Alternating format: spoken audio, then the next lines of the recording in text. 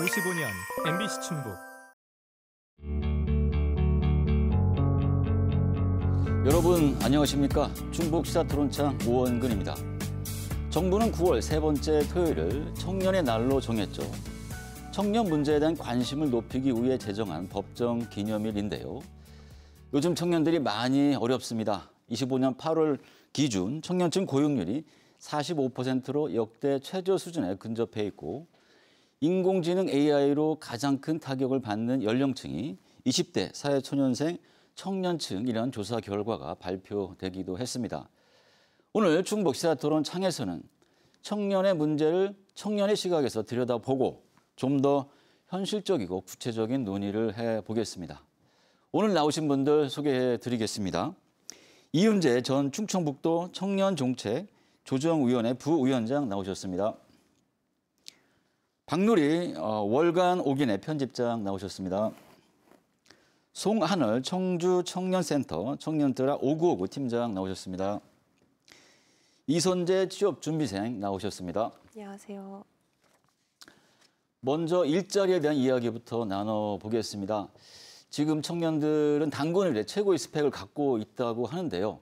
부모님 세대보다 더 열심히 공부하고 스펙을 쌓았는데 또 그 어느 때보다 이 취업난은 더 심각합니다.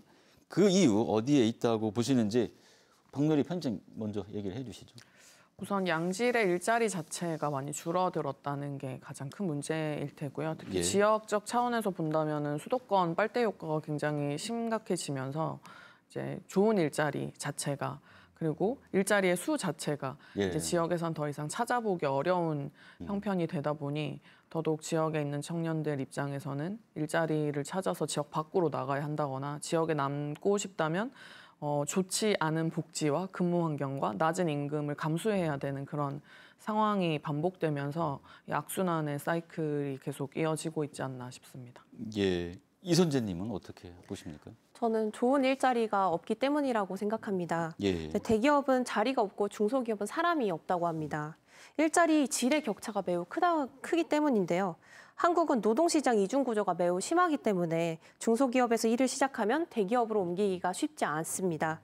양질의 일자리를 많이 만드는 것이 근본적인 해결책이 될 수 있지 않을까 생각합니다. 네, 일자리가 부족하다 그런 말씀을 해주셨고 이윤재 부위원장님. 네, 저는 그 시대적 불일치와 구조적 문제가 근본 원인이라고 생각을 합니다. 예. 과거와 달리 지금 청년들은 아무리 스펙을 쌓아도 기업들이 선호하는 지금은 신입보다 경력직을 선호하게 예. 되는데요. 이제 그런 상황에서 청년들이 기대하는 아까 앞서 말씀하셨던 것들처럼 좋은 일자리는 줄어드는 상황입니다. 그래서 이런 상황에서 청년들이 원하는 일자리와 그리고 시장에서 제공되는 일자리 간의 간극이 계속해서 벌어지고 있고 더불어서 아무리 노력해도 저렇게 살 수 없다라는 청년들 사이에 박탈감이 팽배해지면서 이런 것들이 청년들이 취업을 하는데 가장 큰 걸림돌로 작용하고 있지 않나라고 생각을 합니다.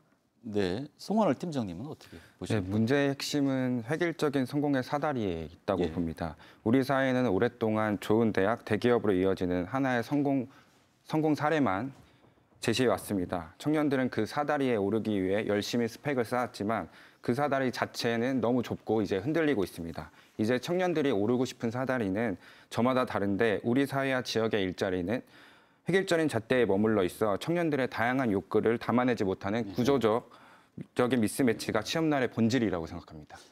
네, 청년들의 다양한 욕구를 현재 일자리가 담아내지 못하고 있다 이런 말씀을 해주셨습니다. 그 옛날 부모님 세대에는 평생 직장이라는 개념이 있었죠. 그렇지만 요즘은 졸업 후 N잡러 또는 자유와 아르바이트의 합성어인 프리터족이 늘고 있다고 합니다. 이것을 시대의 변화에 따른 불가피한 현실이라고 봐야 할까요? 어떨까요? 편집장님? 시대의 변화에 따른 불가피한 현실이 맞긴 하겠습니다만 예. 이게 사실 긍정적으로 보기에는 너무 어려운 측면이 많다는 생각이 듭니다. 이렇게 예. 엔잡러가 되거나 프리터족이 될 수밖에 없는 이유는 우리가 앞서서도 얘기했지만 안정적이고 양질의 일자리가 없다 보니 본인의 생활을 영위하기 위해서는 더더군다나 부모의 지원이 없다면 혹은 부모로부터 독립했다면 자기 삶을 생계를 위해서 이제 투잡, 쓰리잡을 뛰어야 하는 게 지금 청년들의 현실이기도 하거든요. 그렇다 보니까 이거는 어떻게 본다면은 어떤 측면에서는 청년들이 굉장히 자유롭게 일을 하고 창의적으로 일한다라고 보시는 분들도 계실 수 있겠지만 사실 이게 한국 사회의 이 청년 일자리, 청년 고용의 문제를 단적으로 드러내는 용어들이 아닌가 싶습니다. 예. 송 팀장님은 어떻게 보세요? 저는 하나 현상의 두 가지 모습이 담겨 있다고 봅니다.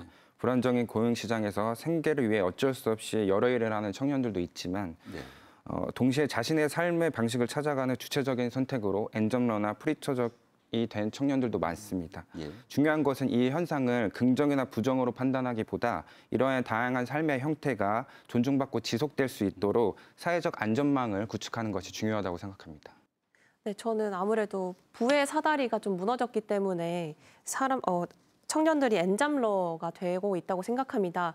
이제 부모님 세대 때는 예적금 금리가 전 20%를 넘겼다라고 들었는데 요새는 사실 6% 받기도 참 힘듭니다. 정부 지원을 받아야만 그 정도 받을 수 있는데 사실 그렇게 된다면 현재 예금 금리가 물가 상승률을 반영하지 못한다고 생각합니다. 그래서 자산 불평등이 커지고 있기 때문에 청년들이 엔잡러가 될 수밖에 없는 상황이지 않을까 싶습니다. 부위원장님? 네. 저 또한 좀 비슷한 생각이긴 한데요. 불가피한 현실이자 청년들의 합리적인 선택이라고 보고 있습니다. 그러니까 왜냐하면 충북을 포함한 지방에서는 월급이 10년이나 20년이 지나도 200만 원대에 머무르는 현실을 목격하게 되고 있습니다. 그러다 보니 청년들은 굳이 내가 정규직에 얽매여서 일을 해도 될까라는 생각을 많이 갖게 될 수밖에 없는 구조고요. 거기다가 아까 말씀하셨던 것처럼 청년들도 어찌됐건 워라밸을 중시하는 일자리를 찾다 보니 언제든지 그만둘 수 있는 자유를 선호하는 그 청년 세대들의 가치관이 반영된 결과라고 저는 보고 있습니다. 네, 취업을 안 하고 구직도 포기한 쉬었음 청년이 50만 명을 넘었다는 통계가 나왔습니다. 어른들의 우려가 많은데요. 이 청년들은 어떻게 보시는지 우리 청년센터에서 일하시는 송 팀장님. 네, 쉬었음은 실패의 낙오가 아니라 다음 단계를 위한 숨고르기의 시간이 맞습니다. 번아웃을 겪거나 자신만의 길을 찾기 위해 잠시 멋든 청년들을 존중하고 지원해야 합니다. 하지만 동시에 퇴사 이후 사회 재진입까지 시간이 길어지지 않도록 돕는 것도 매우 중요하다고 생각합니다. 숨고르기가 필요한 청년들도 지원하되 일할 의지가 있는 청년들에게 공백기가 6개월이 넘지 않도록 하는 정책적인 지원이 필요하다고 생각합니다. 저 또한 청년들의 현실적인 선택을 먼저 이해해야 된다라고 생각을 합니다. 그러니까 쉬었음 청년이 올해 역대 최고치라고 이야기를 하죠. 근데 이거는 자발적인 사유보다 불가피한 사유가 더 큰 비중을 실은 차지하고 있습니다. 그러니까 청년들의 입장에서는 취업을 해봤자 미래가 보이지 않는다라는 현실적 판단이 작용을 하게 된 거라고 저는 보고요. 특히 아까도 말씀드렸지만 충북 같은 지역에서는 좋은 일자리를 찾기가 어려우니까 청년들 입장에서는 차라리 시간을 두고 나만의 길을 찾아보겠다라는 마음일 수도 있다라는 생각이 듭니다. 그래서 저는 단순히 이 쉬었음 청년이 늘었다고 해서 취업을 해야 된다는 압박보다는 청년들이 다시 희망을 만들 수 있는, 희망을 가질 수 있는 환경을 먼저 조성해 주는 게 가장 필요하다고 생각합니다. 네, 쉬었음 청년 또 누가 말씀을 해주실까요? 네, 사실 워낙에 경쟁 사회가 심각해지고 있기도 하고요. 과거와 다르게 그냥 매 순간이 누군가를 이겨야 되는 그런 상황이 지금 한국 사회의 모습이기도 하잖아요. 청년들은 그 누구보다도 이런 경쟁의 최전선에 설 수밖에 없는 상황인데 그 속에서 굉장히 빠르게 번아웃을 저는 겪고 있다고 생각이 들거든요. 과거에는 50년, 그러니까 50대, 60대가 이제 은퇴를 생각했다면 이미 30대부터 나는 40대에 은퇴하고 싶다. 심각한 경우에는 또 난 좀 빨리 죽고 싶다. 이런 이야기를 하는 것이 사실 지금 현재 청년들의 상황이거든요. 이게 단순히 일을 하지 않는다의 문제가 아니고 저는 한국 사회가 그동안 우리 사회 구성원들을 어떻게 벼랑 끝으로 내몰고 있었는지에 대한 반성이 필요한 수치가 아닐까 싶습니다. 이 선생님. 저는 쉬어쓴 청년이란 용어 앞에 비자발적을 붙여야 한다고 생각합니다. 현재 쉬어쓴 청년 중에 한 70% 이상은 재취업을 못해서 불가피하게 쉬는 청년들이 많다고 알고 있습니다. 다시 사회에 진입할 기회를 우리 사회가 주지 않고 있다는 것인데요. 사실 좀 잘 모르시는 분들은 왜 몸이 멀쩡한데 나가서 일을 안 하냐 이렇게 비판을 좀 하시는 분들도 계신 것 같습니다. 하지만 제가 말씀드리고 싶은 거는 이 쉬어쓴 청년들이 절대 자신들이 원해서 쉬어쓴 기간이 장기간으로 길어지는 것은 아니고 이것은 우리 사회가 구조적으로 한번 짚어봐야 할 해결책을 마련해야 할 문제라는 걸 말씀드리고 싶습니다. 네, 비자발적인 비율이 훨씬 더 높다 이런 말씀을 해주시고 계세요. 네, 좋은 일자리만 있으면 지방에 취업하겠다는 사람들이 많이 있습니다. 그렇지만 실상을 들여다보면 비수도권 청년의 그 유출은 심각한 상황입니다. 청년들이 지방을 떠난 이유, 일자리와 어떤 관련이 있을까요? 앞서서도 다른 분들께서도 말씀하셨는데요. 일단 양질의 일자리가 부족하다라는 게 가장 큰 이유일 테고요. 예. 그것과 이제 결부해서 함께 또 등장하는 것들이 이제 주거 문제라던가 혹은 일자리와 관련되어서뿐만 아니라 이제 지역의 어떤 그 인프라들, 생활 기반들의 부족 이런 것들까지가 이제 청년으로 하여금 지역이 아니라 자꾸 수도권으로 대도시로 나가게 하는 선택을 하게 만들고 있다는 생각이 듭니다. 편집장님 말씀하신 거에 굉장히 공감을 하는데요. 일자리가 가장 큰 요인이지만 단순히 일자리 수만의 문제가 아니라고 생각을 합니다. 그러니까 계속해서 말씀드리고 있는데요. 문제는 양질의 일자리의 부족에서 오는 거거든요. 그러니까 구직 인원보다 구인 인원보다 구직 인원이 많을 정도로 일자리는 있지만 청년들이 원하는 수준의 일자리는 아니다. 그러니까 실질적으로 지금 수도권 청년들이랑 비수도권 청년들의 임금 격차가 실은 존재하고 있는 상황이거든요. 그러니까 그런 상황에서 좋은 일자리가 아닌 상황에 덧붙여서 임금도 낮고 그러면서 주거 환경, 문화시설, 인프라 그리고 미래 성장 가능성까지 종합을 해보면 청년들이 지역에 있어야 된다라는 판단이 쉽게 들지 않겠죠. 거기다가 이제 결혼도 해야 되고 출산도 해야 되고 그리고 자녀 교육까지 생각을 한다면 아마 수도권에서 내가 있는 게 좀 더 유리하다라고 판단을 하지 않았을까. 그러면서 청년들이 지역을 떠나가는 것이지 않을까라는 생각을 합니다. 네, 저도 비슷한 의견인데요. 근본적으로는 다양한 삶의 기회가 수도권에 집중되어 있기 때문이라고 생각합니다. 이제 말씀해 주셨다시피 청년들은 단순한 직장만 보는 것이 아니라 그곳에서 어떤 사람을 만나고 어떤 문화를 즐기고 어떻게 내가 성장할 수 있을까를 포함하는 삶 전체를 봅니다. 지방이 좋은 일자리만 제시해서는 청년들의 마음을 잡기 어렵습니다. 그 일자리를 통해 지역에서 다채로운 삶을 꾸려나갈 수 있도록 일단은 비전을 보여줘야 된다고 생각합니다. 정부가 현재 시행 중인 청년 일자리 정책 중 실제로 도움이 되었거나 전혀 도움이 되지 않은 정책이 있다면 어떤 것이 있는지 한번 말씀을 해주시기 바랍니다. 이선재님 먼저 해주시죠. 저는 아무래도 지금 취업을 준비하고 있기 때문에 혜택을 좀 많이 보고 있다고 생각하는데요.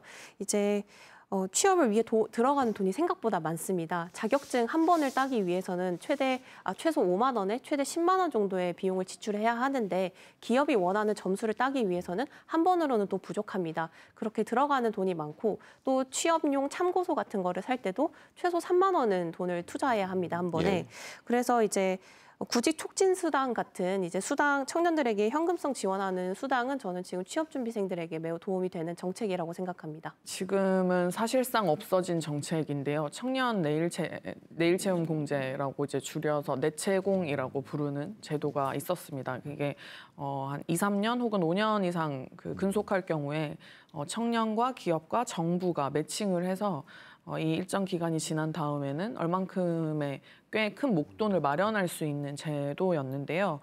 이게 제 기억으로는 2023년까지만 시행이 되고 이후에 이제 없어진 상태이고 지금 현재 존재하는 내일 채움 공제의 경우에는 기업과 청년 매칭으로만 운영이 되고 있어요. 그렇다 보니까 정부 매칭이 빠지게 되면서 목돈을 마련할 수 있는 매력도 훨씬 떨어졌고 그리고 실제로 많은 기업들에서 이걸 시행하지 않는 것으로 저도 알고 있습니다. 그러니까 청년 입장에서도 사실 내채공을 바라보면서 그래도 근속을 할 수 있는 나름의 유인이 있었는데 이게 사라지면서 기업 입장에서도 크게 플러스가 되지 않는 상황이 되지 않았나 싶습니다. 그 정책이 사라진 이유는 뭐 어떤 게 있어요? 아무래도 이제 정권이 바뀌고 예산이 깎인 그런 이유가 있습니다.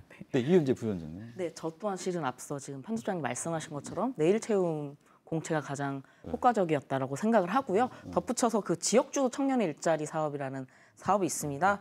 실제로 이 사업을 통해서 취업한 청년들이 10명 중 7명은 정규직으로 전환이 되었고 지역 정착률도 굉장히 올라갔던 사업이거든요.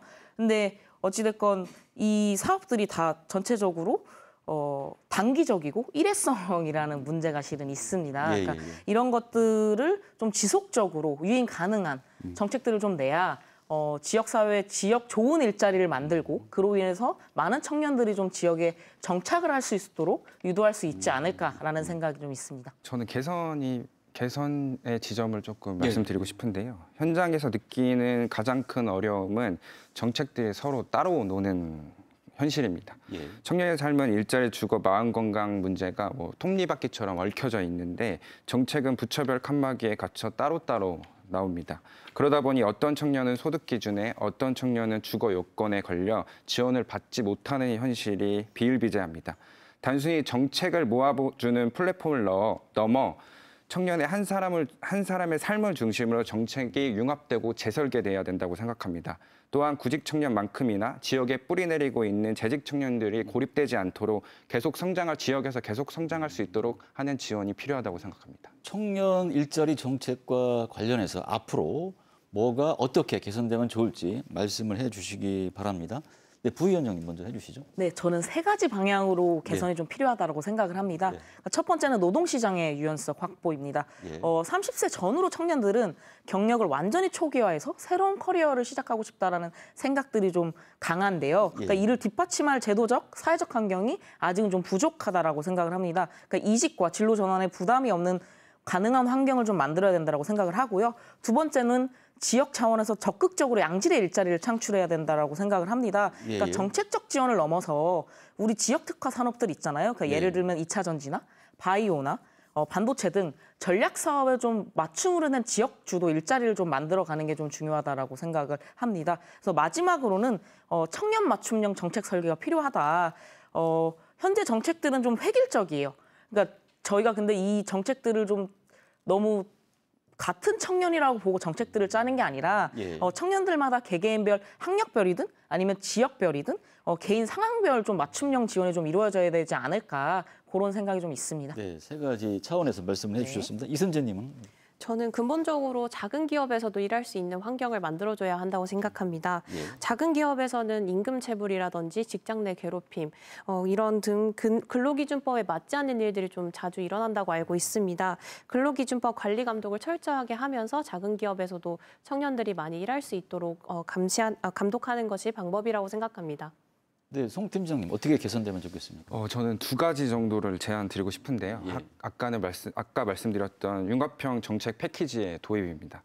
예를 들어 충북 전략산업에 취업한 청년들에게 주거 안정자금과 문화생활 바우처, 그리고 네트워킹 프로그램을 패키지로 묶어서 제공하는 겁니다. 일자리, 주거, 문화를 연결해 청년들이 지역에 뿌리를 내릴 수밖에 없는 생태계를 만들어야 된다고 생각합니다. 그리고 둘째는 동기부여를 위한 경험 지원입니다. 획일적인 직업 교육보다 청년들이 다양한 경험을 통해 나는 이렇게 살아도 괜찮겠다는 생계의 동기를 찾고 자신만의 길을 찾을 수 있도록 도와야 합니다.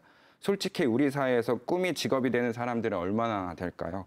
많은 청년들에게 직업은 자야실현 이전의 생계를 위한 경제 활동입니다. 물론 이래서 보람을 느끼면 가장 좋겠지만 현실적으로 어려운 경우가 되게 많습니다. 저는 여기서 발상의 전환이 필요하다고 생각합니다.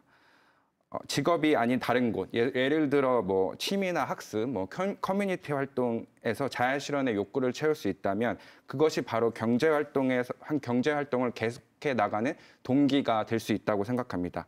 따라서 정책은 청년들이 다양한 경험을 통해 내가 무엇을 할 때 행복한지, 무엇을 위해 돈을 벌고 싶은지를 발견하도록 도와야 한다고 생각합니다. 청년들이 스스로 일어나는 힘을 갖게 하는 가장 실질적인 지원이라고 생각합니다. 편집장님.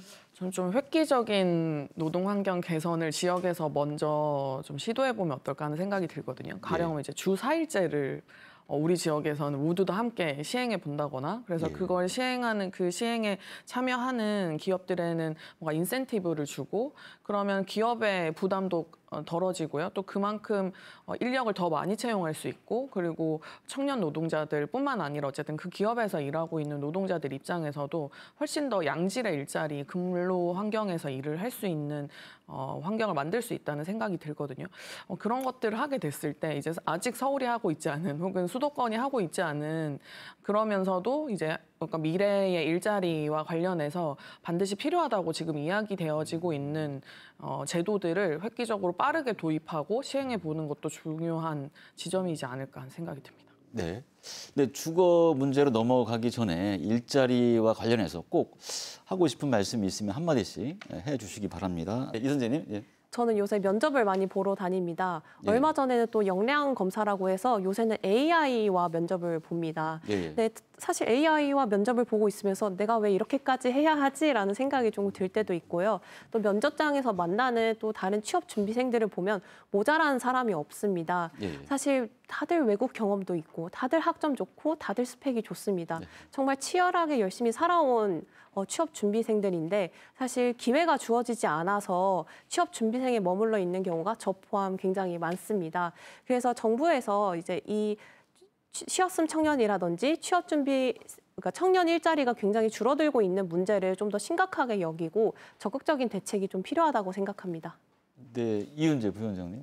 네, 저 또한 계속 강조드리고 있는데요. 예. 좋은 양질의 일자리를 만드는 게 예. 어찌됐건 지역 청년들이 이 지역을 떠나지 않고 예. 붙잡아둘 수 있는 요인이라고 저는 생각을 합니다. 예. 그러니까 그렇기 때문에 정말 지역이 나서서 예. 먼저 좋은 양질의 일자리를 만들 수 있도록 그런 환경을 만들어주는 게 가장 필요하다라고 생각을 합니다. 네. 저 같은 경우는 이제 서울에서 거주하고 있어서 면접을 보러 다닌다거나 시험을 보러 다니는데 큰 어려움은 없습니다. 그런데 주변에 지역에 사는 친구들 이야기를 들어보면 왕복 교통비가 거의 10만 원씩 한 번에 면접을 볼 때 10만 원씩 깨질 만큼 교통비도 굉장히 많이 들고 있습니다. 지역에 사는 청년들도 어쨌든 좋은 일자리를 위해 어쩔 수 없이 서울로 향해서 면접을 보고 시험을 보는 상황인데 이런 격차에 대해서도 한 번쯤은 다들 고민해봤으면 좋겠습니다. 네, 편집장님. 청년의 일자리와 관련해서는 어떤 기업에 고용돼서 일하는 방식 외에도 다양하게 일하는 청년들의 활동에 대해서 좀 포용력 있는 지역사회가 됐으면 좋겠다는 생각이 듭니다. 그러니까 외부에 있는 청년들이 들어와서 또 일을 만들 수도 있고요. 요즘은 이제 뭐 창직이라는 개념으로 이야기하기도 하잖아요. 지역사회에 필요한 일들을 직접 만들어서 해나가는 청년이나 혹은 일반 주민들도 계시는데요. 이런 이들 역시도 지역에 꼭 필요한 일을 하고 있다는 측면에서 필요한 지원들을 같이 만들고 혹시 또 이들이 지역사회에 적응하고 활동해 나가는 데 있어서 뭐랄까요? 네, 구멍은 없는지 이런 것들을 같이 또 고민해 봐야 되지 않을까 하는 생각도 듭니다.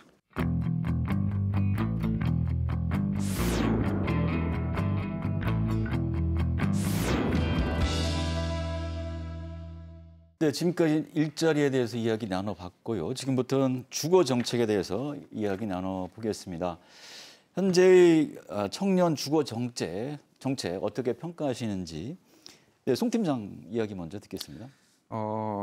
청년 문제 해결을 위해 일자리와 주거를 분리해서 생각하면 안 된다고 생각합니다. 예. 네, 자신만의 공간을 안정적으로 유지하는 것이 곧 경제활동의 의욕으로 이어지기 때문입니다. 즉 주거 안정이 든든하게 뒷받침될 때 청년은 더 적극적으로 좋은 일자리를 찾고 사회에 기여할 수 있습니다. 그런 점에서 현재의 주거 정책은 청년들과 청년의 삶에 좀 더 가까워질 필요가 있다고 생각합니다. 네, 이은재 부위원장님. 네, 저도 그 방향은 맞지만 좀 현실과는 괴리가 멀다라고 실은 생각을 하거든요. 예, 예. 그러니까 공공임대주택 공급 확대나 청년월세 지원 등 정책들이 시행되고 있지만 실질적으로 청년들의 실제 수요를 충족하기는 굉장히 어렵다라고 생각을 합니다. 그러니까 예, 예. 청년월세 지원 같은 경우는 월 20만 원에 최대 12개월을 지원해주는 정책인데 예, 예. 청년들이 거주하고 싶은 주택으로 그걸 따졌을 때는 실질적으로 높은 월세를 고려하면 실질적으로 효과가 제한적이다라고 실은 생각이 들고요. 예. 청년월세 지원의 경우도 어찌됐건 원래는 정책이 되려고 했던 게 아니라 일시적이었던 상시화로 전환이 됐는데 이런 정책 변동성도 청년들에게는 불안 요소로 작용을 해서 정말 지속적인 주거 정책이 좀 필요하지 않을까라고 생각을 합니다. 예, 이선재님. 저는 현재 청년들에게 가장 힘든 주거 문제 중에 하나는 전세 사기라고 생각합니다. 예. 대부분의 피해자가 청년, 사회초년생이다 만큼 피해가 굉장히 크고 또 목숨을 끊은 안타까운 경우도 발생했습니다. 이에 대한 대책과 처벌이 미흡하다고 저는 생각합니다. 또한 전세 사기로 인해 월세가 상승하고 있는 풍선 효과도 일어나고 있기 때문에 예. 청년들의 주거 부담이 가중되고 있다고 생각합니다. 네, 전세 사기 문제를 언급해 주셨고 박누리 편집장님. 저 앞서서 말씀해 주신 내용들에 다 동의를 하고요. 예. 이게 사실 주거 문제가 사실 주거 문제 하나만 해결한다고 해결되진 않을 것 같습니다만 한국 사회 인식 자체가 어떤 주택이나 아파트, 부동산을 투자 넘어서서 이제 투기의 개념으로 이게 확산이 되다 보니 더더욱 이제 사회초년생인 청년들 그리고 이미 10년 혹은 20년 이상 일을 한 사람들 역시도 자기 집 하나 마련하기 어려운 게 지금 우리나라의 현실이잖아요. 그래서 이 주거 문제를 개선하는 데 있어서는 좀 더 이 전체 사회 구조적인 그 문제 해결을 위한 관점을 가지고 접근해야 되지 않을까 하는 생각이 듭니다. 구조적인 어떤 전체 문제 의식을 갖고 접근해야 된다는 그런 말씀을 해주셨는데 그것도 하나하나 좀 짚어보겠습니다. 1인 가구, 특히 청년 1인 가구가 꾸준히 증가 추세를 보이고 있는데요. 이에 대한 대책은 잘 따라가고 있다고 보시는지 이 부분 누가 먼저 말씀을 해주실까요? 부위원장님 먼저 해주실까요? 양적으로는 늘어나고 있지만 좀 질적으로는 여전히 좀 미흡하다라고 보고 있습니다. 그러니까 청년 1인 가구가 전체 1인 가구 중에 36.5% 정도를 차지하고 있는데요. 이들의 49.6%, 그러니까 50% 정도 되는 거죠. 그러니까 평균 자산이 1,000만 원 미만이고 이마저도 상당액을 월세 보증금으로 사용하고 있습니다. 그러니까 문제는 청년 1인 가구들이 최소 주거 기준을 충족하지 못하고 주거비가 소득의 30%를 넘는 고주거비 부담 가구가 이 중에서도 30%에 달한다는 점이거든요. 그러니까 전체 가구 평균보다는 좀 높은 수치죠. 그러니까 정책적으로는 1인 가구 지원 조례나 아니면 맞춤형 공공임대주택 공급 등이 이루어지고 있지만 실제적으로 제가 앞서 얘기했듯이 청년들이 실은 가장 선호하고 있는 지금 정책이 월세 보조라는 점을 고려했을 때는 공급 위주의 정책보다는 수조 위주의 정책이 좀 필요하지 않나라는 생각을 좀 합니다. 네, 또 누가 말씀을 해주실까요? 지금 정부에서 혹은 지방 정부에서 주거 정책과 관련해서 우리는 이런 걸 하고 있다라고 이제 많이들 자랑을 하고 홍보를 하는데요. 들여다보면 그런 것들이 정말 1인 가구들에게는 별로 해당되지 않는 경우가 굉장히 많습니다. 신혼부부 혹은 다자녀 가구 그것도 아니면 1인 가구를 하더라도 굉장히 극빈층에 해당해야지 들어갈 수 있다거나 하는 식으로 굉장히 큰 허점들이 있는 상태라서요. 이런 부분들에 있어서 좀 더 다양한 청년들, 더 다양한 주민들이 이 공공임대주택이든 혹은 사회주택이든 이런 것들 혜택을 볼 수 있도록 대상을 좀 더 확대하는 것이 일단 필요하지 않을까 싶습니다. 청년들의 주거 정책 중 하나가 공공임대주택인데요. 근데 이것이 청년들의 눈높이를 맞추지 못한다 이런 비판이 있습니다. 입지 시설 규모 등 어떤 부분이 좀 아쉽다고 볼 수 있을까요? 네, 이선재님 먼저 해주실까요? 저는 사실 공공임대주택이라도 간절한 청년들이 굉장히 많다고 생각합니다. 근데 이제 앞서 편집장님께서 말씀해 주셨던 것처럼 공공임대주택이 아무래도 신혼부부라든지 다자녀 가구 혹은 유자녀 가구에만 집중됐기 때문에 정작 청년 세대들은 공공임대주택의 혜택을 좀 못 보고 있는 게 아닌가라는 생각이 듭니다. 그럼에도 공공임대주택에 대해서 들어가고 싶어하는 청년들도 되게 많고 신청률도 굉장히 높은 걸로 알고 있어서 저는 확대하는 게 좀 더 맞는 방향이지 않을까 싶습니다.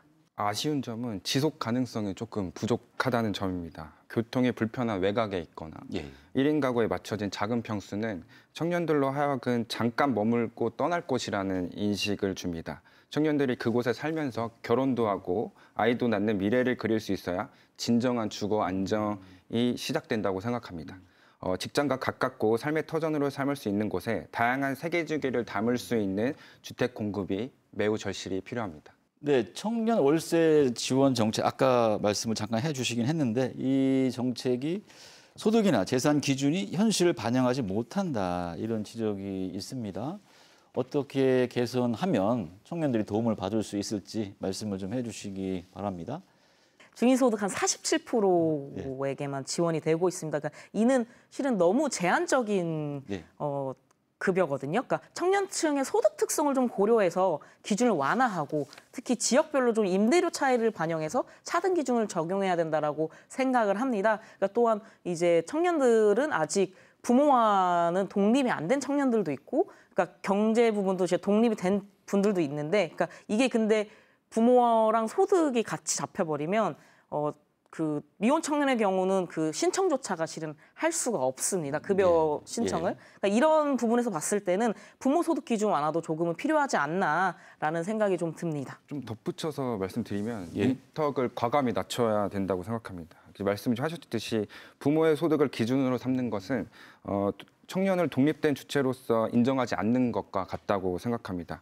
청년 본인의 소득과 재산을 중심으로 기준을 재설계하고 복잡한 신청 절차를 간소화해서 청년이 정책의 온기를 느낄 수 있도록 해야 된다고 생각합니다. 사실 월세 지원 같은 것들이 굉장히 현장에서는 없는 것보다 있는 게 좋고요. 네, 당연히 좋긴 한데요. 근데 이 월세 지원을 하게 되면서 또 문제가 인근의 어떤 임대주택들, 그러니까 이제 임대인이시죠. 건물을 가지고 계신 건물주들이 그 월세 임대료 자체를 올리는 문제가 사실 또 발생합니다. 결국은 월세 지원을 해도 청년 입장에서는 전혀 이 주거 환경이 개선되는 게 아니거든요. 월급의 절반 혹은 그 이상 이 임대료로 나가야 되는 상황에 처해 있는 청년들도 있어요. 그래서 이런 상황에서 청년들을 위한 어떤 안정적인 주거 공간, 그리고 굉장히 낮은 임대료에 공공주택들을 더 많이 확보하고 보급하는 차원의 정책들을 이미 늦었지만 이제라도 좀 우리가 고민하고 빠르게 시행해야 되지 않을까 하는 생각이 듭니다. 사실 앞에서 다 좋은 말씀 해주셔서 저도 다 공감하는 바이고요. 예. 저는 지금처럼 일괄 적용보다는 좀 더 소득 구간을 세분화해서 차등 지원을 하는 것이 좀 더 바람직한 방향이라고 생각합니다. 지금은 어떤 일정 구간을 만족하지 못하면은 아예 받을 수 없게끔 되어 있는데, 뭐 일정 소득 구간 아래는 좀 더 지원을 많이 해주고 일정 소득 구간을 나눠서 이 구간에서는 조금 덜 지원을 해주더라도 지원이 없는 것보다는 지원이 있는 것이 청년들에게 더 도움이 될 것 같습니다. 저희 이제 아이를 출산하다 보니까 전에 이제 투룸이라고 하죠. 이렇게 1.5룸 정도의 집에서 살고 있었는데 아이가 생김으로 해서 더 큰 평수로 갈 수밖에 없는 현실이더라고요. 그래서 더 큰 평수의 아파트로 조금 이사를 가려다 보니까 자연스럽게 이제 담보대출이나 이런 신혼부부 담보대출이라던가 아니면 뭐 그 아이 신생아 출산 대출을 알아보고 있는데 그 대출에 조금 사각지대가 많은 게 조금 현실입니다. 그러니까 사실 그 최저임금 저희는 맞벌이인데요. 최저임금을 더하면 예를 들어서 한 7천만 원에서 6천만 원 정도 되는데 그 7천만 원을 기준으로 삼아서 조금 문턱이 너무 높거나 맞벌이 기준 문턱이 너무 높거나 아니면 저희는 일반 대출을 하고 이제 신생아 대출로 넘어가야 하는데 그러니까 예를 들어서 생애 최초라고 80%를 대출을 받았는데 이제 대환 대출은 70%밖에 안 돼서 그 10%의 현금이 또 필요한 경우도 있었습니다. 그래서 그런 어쨌든 생애 주기를 넘어가는 사회의 이제 다른 페이지를 가는 청년들에게 더욱더 밀착형으로 맞춤형 정책이 필요하다고 조금 생각합니다. 네, 지방 소멸을 막기 위해 지방의 청년들에게 더 파격적인 주거 지원을 제공해야 한다는 의견이 있습니다. 네, 어떻게 생각하시는지 한번 들어보겠습니다. 편집장님 어떠세요? 뭐 당연히 적극 공감하고요. 예. 물론 저는 이제 청년뿐만 아니라 지역에 살고 있는 모든 사람이 주거 안정을 누려야 한다고 생각을 하는데요. 무엇보다도 이제 지역 소멸을 이야기하는 상황에서 그렇다면 우리가 말만 할 것이 아니고 정말로 이 지역 소멸을 막을 수 있는 우리가 대안으로 사실 청년을 자주 호명하고 있지 않습니까? 그렇다면 이 청년이 지역에 정말로 내려와서 안정적으로 살 수 있는 정책들을 마련하는데 누구보다 적극적으로 사실 나서야 하는 게 지역이라는 생각이 듭니다. 그래서 파격적으로 할 수 있는 방법들은 여러 가지가 있을 것 같아요. 청년들이 살 수 있는, 거주할 수 있는 뭐 임대주택을 뭐 무상으로 혹은 아주 낮은 가격에 공공주택화해서 아까 말씀드린 것처럼 그렇게 보급을 할 수도 있을 테고요. 혹은 지역에 와서 이제 살고 싶은 청년들에게 뭐 전월세 임대 보증금을 무이자로 대출해 준다거나 아니면 내가 정말로 이 지역에 살겠다라고 했을 때 주택 구입 자금을 또 마찬가지로 무이자로 대출을 해준다거나 하는 방법들이 있을 것 같습니다. 그 외에도 뭐 이제 저희가 예전에도 많이들 이야기했습니다만 그 전북 완주 같은 경우는 청년들을 위한 아주 파격적인 이 주택 주거 정책을 펼치고 있거든요. 예, 예. 그래서 그런 것들을 좀 잘 참고해서 우리 지역에 맞는 정책들을 만들어 갔으면 하는 바람입니다. 그 완주 사례 좀 더 구체적으로 한번 말씀해 주실 수 있을까요? 일단 뭐 처음에 이제 쉐어하우스 같은 것들을 운영을 하고요. 그래서 외지에서 온 청년들이 일정 기간 동안 예를 들어 1년, 2년 동안 머무를 수 있게 하고 이 쉐어하우스의 비용이 월 5만 원, 뭐 이 정도 수준인 거죠. 월 10만 원을 넘지 않는 그래서 굉장히 적은 금액으로 커뮤니티를 이루면서 살 수 있는 경험을 그곳에서 제공을 해주고요. 그 이후에 이제 나는 이 지역에 계속 살아보겠다라는 결심이 섰을 때는 이제 쉐어하우스가 아닌 뭐 이제 공공 임대주택을 보급하고 거기로 연계해주는 정책들을 펼치고 있습니다. 네, 다른 지역의 벤치마킹할 사례를 포함해서 청년들에게 이제 파격적으로 주거 지원을 해야 된다고 그런 의견에 대해서 말씀을 좀 더 해주시죠, 부위원장님. 네, 저도 실은 적극적으로 찬성을 하고요. 저희 충북도도 실은 이런 방향으로 나아가야 된다라고 생각을 합니다.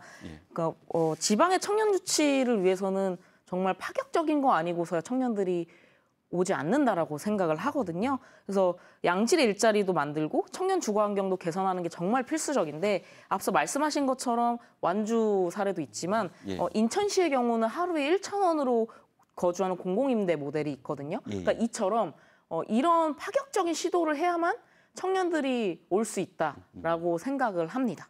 네, 뭐 또 다른 사례가 있을까요? 화순에서 10,000원 임대주택 임대 아파트를 네, 오래된 아파트를 군에서 매입을 해서 월 10,000원 이런 식의 임대료를 주는 이제 임대 정책을 펼쳤고 이게 전국적으로도 화제가 되고 실제로 도시의 삶을 이제 버리고 이제 난 도시가 아니라 지역에 살고 싶다는 꿈을 꾸는 청년들이 요새 굉장히 많아지고 있는데 그런 청년들에게는 이런 제도들이 굉장히 매력적으로 또 다가가는 것 같습니다. 네, 주거 정책을 포함해서 많은 청년 정책들이 서울과 경기 등 특정 지역에 집중돼 있어서 사는 지역에 따라 지원 혜택이 달라지는데요. 이런 수도권 집중 현실 어떻게 보시는지 송 팀장님 먼저 이야기 듣겠습니다. 네, 이것이 바로 청년들이 지방을 떠나는 이유 중에 되게 중요한 이유라고 생각합니다. 어디에 사느냐가 기회의 총량이 달라지는 것은 매우 불공정하다고 생각합니다. 이는 청년들에게 지방은 소외된 공간이라는 인식을 심어주고 수도권 쏠림을 가속화합니다.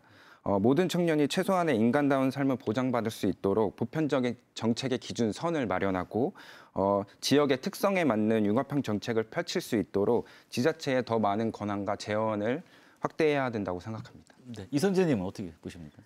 사실 좀 청년의 입장에서는 어쩔 수 없는 측면도 있다고 생각합니다. 모든 일자리가 수도권에 몰려 있다 보니까 그런데요. 지옥고라는 말이 있지 않습니까? 반지하, 옥탑방, 고시원 이렇게 열악한 주거 환경이라도 청년들이 수도권을 고집할 수밖에 없는 이유는 바로 일자리 때문이라고 생각합니다. 그래서 이제 이런 지원 또한 수도권에만 집중하고 있는 악순환의 고리를 지금 우리나라가 끊지 못하고 있다고 봅니다. 결론은 결국 수도권 과밀화가 해결되고 지역에도 양질의 청년의 일자리가 많이 발생하고 또 청년들이 거주할 수 있는 주거 환경이 조성되어야 이런 악순환의 고리를 끊을 수 있을 거라 생각합니다. 네, 이윤재 부위원장님. 네, 저 또한 좀 현실적으로 이해야 좀 장기적으로는 개선돼야 할 문제라고 생각을 하는데요. 서울, 경기나 수도권에 청년 정책이 집중되고 있는 건 청년 인구 밀도나 예상 규모로 봐서는 어느 정도 불가피한 측면이 있습니다. 하지만 아까도 말씀하셨는데요. 사는 지역에 따라 청년으로서 기회가 달라진다는 건 정말 다른 문제라고 생각을 합니다. 특히나 충북 같은 지역 출신 청년들은 지역에 나오면 좋은 일자리와 지원 혜택이 부족하고 수도권으로 나가면 높은 생활비와 치열한 경쟁 상황을 감당해야 되는 감당해야 되고 있거든요.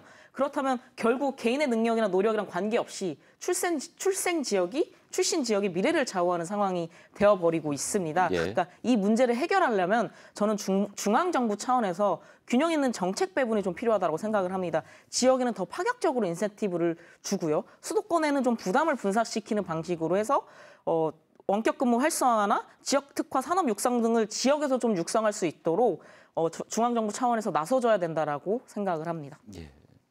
저 역시 앞선 발언들에 굉장히 공감하고요.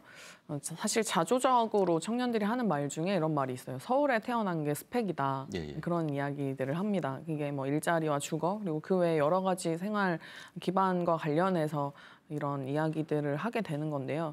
그건 이제 단적으로는 이제 한국 사회의 불평등을 보여주는 것이고 우리가 지역 소멸을 이렇게 얘기하고 있으면서 마치 이게 당장에 굉장히 큰 문제인 양 계속 이야기를 함에도 불구하고 예. 이 지역과 그러니까 이제 서울과 비수도권을 나누는 어떤 이 격차들에 대해서 손을 놓고 있는 것이 얼마나 사실 좀 청년들 입장에서 어이가 없고 또 계속돼서는 안 되는 일이라는 생각이 들거든요. 예. 이게 불평등의 문제로 이제는 접근해야 되지 않을까 하는 생각이 듭니다. 끝으로 마무리 발언 듣겠습니다. 오늘 못다한 말씀, 하고 싶은 말씀 있으면 해주시기 바랍니다. 네, 이선재님 먼저 말씀을 해주시죠. 저는 앞서 말했던 것들과 더불어서 저출산 고령화도 어쨌든 수도권 가밀화가 한 원인이기 때문에 발생하는 일이라고 생각합니다. 사실 생물학적으로 봤을 때 인간이 아이를 낳지 않게 되는 건 그만큼 밀집 인구가 높기 때문이라는 주장도 있을 만큼 수도권 가밀화가 굉장히 심각합니다. 어쨌든 모두가 좋은 사회를 모두가 살기 좋은 사회를 만들기 위해서라면 수도권 가밀화가 해소되고 또 지역이 살아나는 그런 한국이 되면 좋을 것 같습니다. 네, 이윤재 부원장님. 네, 저 또한 그 청년들에게 꿈과 희망을 줄 수 있는 정책으로 전환이 되어야 된다라고 생각을 합니다. 실은 지금까지 말씀드린 걸로 종합해 보면 결국 청년들이 내가 지역에서 살면서 아무리 노력해도 나아지지 않는다라는 절망감에서 벗어날 수 있도록 하는 것이 가장 중요하다라고 생각을 하는데요. 충북을 포함한 이제 지역 출신들은 수도권이랑 비교했을 때 상대적으로 불리한 여건 속에서 지역에 남아 있는 겁니다. 그러니까 지역에 남아서 지역 발전을 위해서 기여하고 싶은 마음도 있지만 현실적으로는 대안이 없으니까 결국은 수도권으로 갈 수밖에 없는 상황이거든요. 그러니까 아까 계속 말씀드렸던 것처럼 좋은 일자리를 만들고 지역에서 안정적으로 좀 미래를 꿈꿀 수 있는 인식을 좀 줘야만 청년들이 내가 여기서도 충분히 잘 살 수 있구나라는 생각이 좀 들면서 지역 발전을 하는데 같이 미래를 만들어갈 수 있지 않을까 그런 생각이 있습니다. 네, 네, 송환을 팀장님. 청년 문제는 일자리, 주거, 문화 등 여러 가지 문제가 복잡하게 얽혀 있습니다. 저희 청주시 청년센터가 현장에서 만나는 청년들의 삶은 여러 영역에서 동시에 어려움을 겪고 있는 경우가 많습니다. 따라서 단절된 정책이 아닌 청년의 삶을 전체를 어우를 수 있는 통합적 지원이 필요하다고 생각합니다. 일자리와 주거를 연결하는 융합형 정책처럼 청년들이 직면한 복잡한 문제를 효과적으로 해결할 수 있는 지혜가 필요합니다. 청년들을 지원의 대상을 넘어 지역의 파트너로 인정하고 그들의 삶에 길을 기울일 때 비로소 저희 지역에 희망이 있다고 생각합니다. 네, 박누리 편집장님. 저는 이제 국가와 사회가 모두에게 행복한 삶을 만들기 위해서 노력하는 것이 의무여야 한다는 생각을 하는데요. 지금의 뭐 일자리 정책이든 주거 정책이든 모두 다 어떤 의무로서의 어떤 정책이라기보다는 조금 도와주고 많은 시혜적인 정책에 머물러 있습니다. 근데 이런 관점을 벗어나지 못한다면 뭐 일자리 문제나 주거 문제뿐만 아니라 사실 지금의 이 지역 소멸 이야기를 우리가 절대 넘어설 수 없다는 생각이 들거든요. 좀 더 이 지역에 정말로 필요한 지역에 살고 있는 사람들에게 필요한 일을 하는 것이 지금 행정과 정치의 의무임을 좀 다시 한번 기억해 주시면 좋겠습니다. 네, 오늘 함께 해주신 네 분 고맙습니다. 청년 문제는 청년들만의 문제가 아니라 우리 사회 전체의 지속 가능성과 직결된 문제라고 할 수 있는데요. 청년들이 꿈을 포기하지 않고 살아갈 수 있는 사회, 일할 곳과 쉴 곳이 보장되는 사회가 될 수 있도록 실질적인 기회와 정책이 마련되어야 하겠습니다. 충북 시사토론장 여기서 마칩니다. 시청해 주신 여러분 고맙습니다.